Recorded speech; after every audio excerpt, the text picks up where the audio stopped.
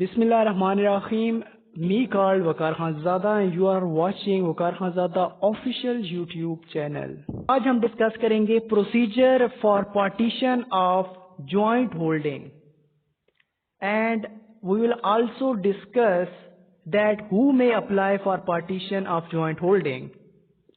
Joint holding से मुराद एक ऐसी जमीन है कि जहां पे दो या दो से ज्यादा ऑनर्स या दो से ज्यादा टेनेंट मौजूद हैं। अब उस जमीन में एक ऑनर ये चाहता है कि वो अपना हिस्सा अलहदा कर ले, चाहे उसको अलहदा करके बेच दे या अलहदा करके इस्तेमाल करे, लेकिन वो ये चाहता है कि जॉइंट होल्डिंग से मैं निकल जाऊं। अब जॉइंट होल्डिंग को किस तरह से डिवाइड किया जाएगा, किस तरह से उसकी पार्टीशन होगी, वो हम आज डिस्कस करेंगे। रेलेवेंट सेक्शन है सेक्शन नंबर 135 से लेकर 150 तक of land revenue act 1967। According to the definition of partition, when two or more owners or tenants of the same property by their mutual consent or without mutual consent file an application before the revenue officer for division of their property according to their share.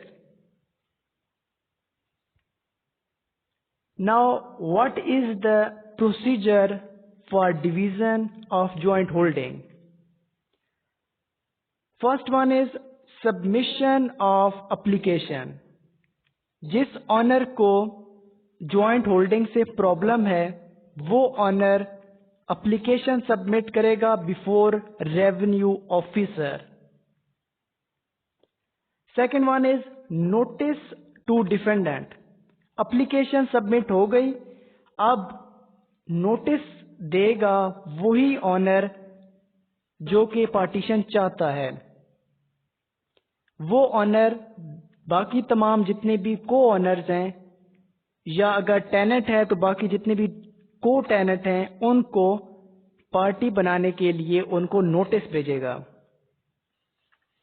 Then next one is question of title. अब revenue officer first hearing में ये देखेगा कि क्या इनका वाकई ownership इस land में मौजूद है या नहीं है। जो पार्टीशन ऑनर चाहता है या टेनेंट चाहता है उसको साबित करना पड़ेगा कि इस लैंड में उसका शेयर मौजूद है। Then rejection of application. अगर वो को ऑनर या वो को टेनेंट जो पार्टीशन चाहता है अपनी टाइटल ऑफ ऑनरशिप साबित नहीं कर पाता तो इस एप्लीकेशन को रिजेक्ट कर दिया जाएगा बाय द रेवेन्यू ऑफिसर, या अगर कोई और रीजन है तो उसकी बिना पर भी रेवेन्यू ऑफिसर इस एप्लीकेशन को रिजेक्ट कर सकता है। Then settlement of disputes. If the application is accepted by the revenue officer but there are some disputes between the parties regarding the partition of the land, in this case revenue officer shall settle all the disputes of the parties before execution of partition.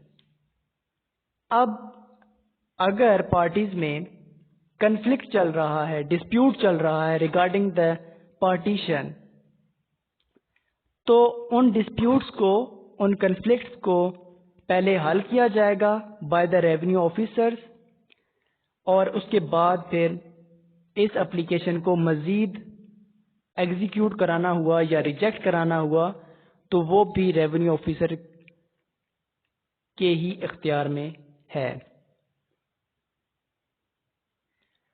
6(1) is execution of partition.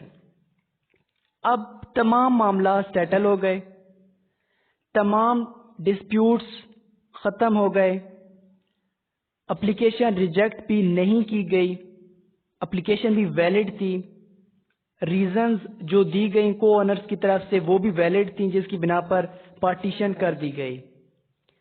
अब इसको execute कराया जाएगा। Revenue officer order देगा for execution. जिसका जितना share है उसको उसके शेयर के मुताबिक प्रॉपर्टी दे दी जाएगी by the revenue officer. Then delivery of possession. Execution के बाद, फाइनल ऑर्डर के बाद पार्टीज को बता दिया जाएगा कि आपने इस डेट पर, इस डे पर रेवेन्यू ऑफिसर के सामने पेश होना है। अब रेवेन्यू ऑफिसर उस दिन जो ऑनरशिप और टाइटल के जो डॉक्यूमेंट्स हैं वो हैंड ओवर करेगा टू द ऑनर्स और to the tenants.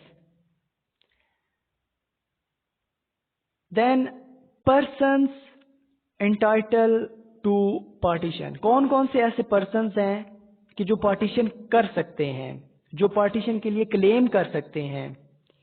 First one is को ओनर। को ओनर कहा जाता है कि अगर एक प्रॉपर्टी में दो या दो से ज्यादा ऑनर्स हैं तो तमाम ऑनर्स को को ओनर कहा जाएगा। को टेनेंट, अगर एक या एक से ज्यादा जब टेनेंट एक लैंड पे मौजूद होते हैं, एक प्रॉपर्टी में मौजूद होते हैं, तो उनको को टेनेंट कहा जाता है। Window of the person who is the owner of the land. अगर ऑनर की डेथ हो गई है तो उस ऑनर के तमाम इख्तियारात, तमाम ऑनरशिप उसकी विडो के पास चले जाएंगे। तो विडो भी क्लेम कर सकती है पार्टीशन के लिए।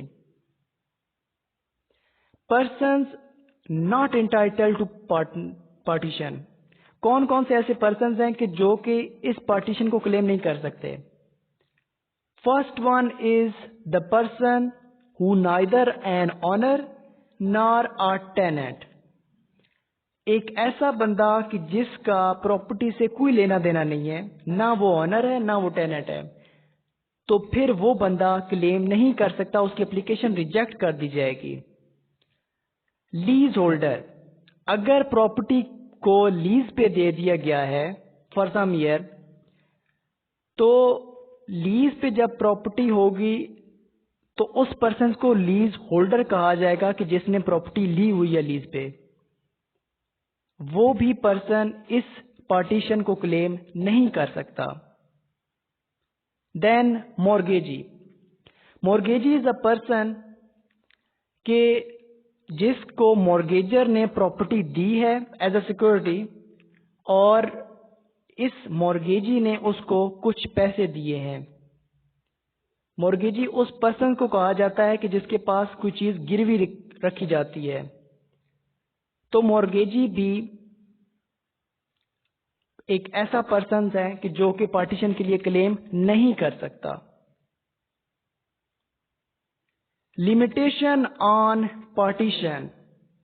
मुख्तलिफ ऐसी लैंड्स हैं, मुख्तलिफ ऐसी फील्ड है कि जहां पे पार्टीशन अप्लाई नहीं होगा।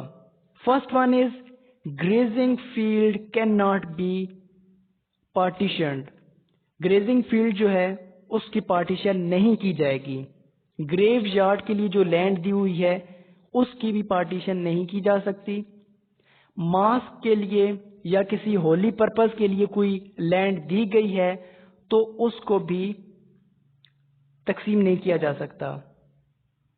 देन डिवोटेड वेल और वाटर सप्लाई आल्सो।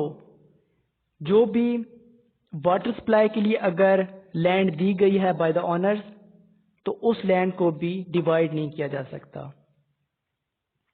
फिर एक ऐसी जमीन कि जहां पे कोई विलेज आबाद है, कोई टाउन आबाद है, तो उस लैंड को भी तकसीम नहीं किया जा सकता।